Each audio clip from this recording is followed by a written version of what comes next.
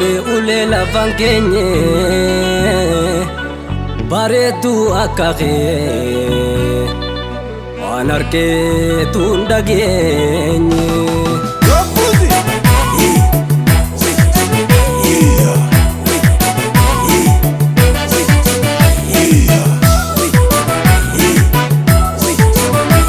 Dangarre takate antaka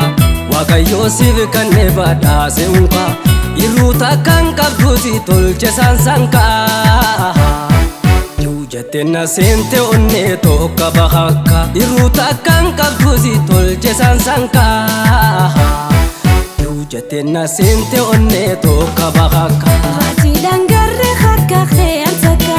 wakayo siv kanne bada se unka